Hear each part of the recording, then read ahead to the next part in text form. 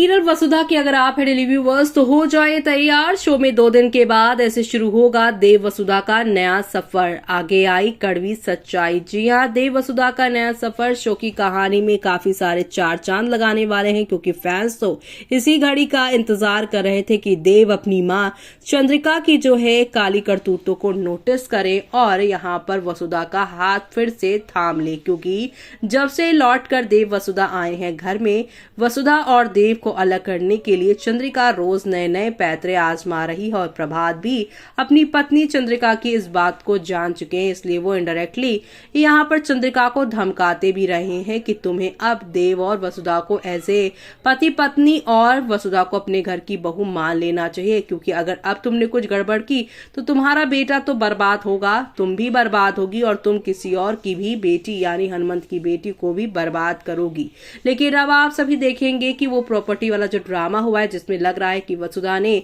Property चुन ली देव को छोड़कर, लेकिन वसुधा को मजबूर किया गया ये कहकर कि अगर उसने प्रॉपर्टी देव के सामने नहीं चुनी तो वो यानी कि चंद्रिका अपनी जान दे देगी और देव अपनी माँ या पत्नी किसी एक के पास ही रह पाएगा। ऐसे में यहाँ पर एक अच्छी समझदार लड़की तो एक बेटे को उसकी माँ से दूर नहीं करेगी और इसीलिए यहाँ पर वसुधा ने देव के आगे प्रॉपर्टी चुनी ताकि वो यहाँ पर जो है चंद्रिका को देव से दूर ना कर पाए। लेकिन अब इस सारी मजबूरी का सच देव को पता चलेगा तो वो दोबारा इस नए साल में मांग में सिंदूर डाले वसुधा को फिर से घर ले आएगा और वो जो डील के पेपर से वो जो फेक यहाँ पर प्रॉपर्टी के कागजात थे वो आग लगा देगा देव उसमें और वसुधा के सामने चंद्रिका को सबक सिखाता हुआ नजर आएगा। आगे और क्या क्या होगा वो सब देखना शो के अपकमिंग एपिसोड में आप लोग बिल्कुल भी मिस मत करिएगा देखना। यानी कि वसुधा के आने वाले एपिसोड में आप सभी को अब नेक्स्ट लेवल अप वाले ड्रामे और एंटरटेनमेंट के साथ चीजें आगे की ओर जाती हुई दिखाई देंगी।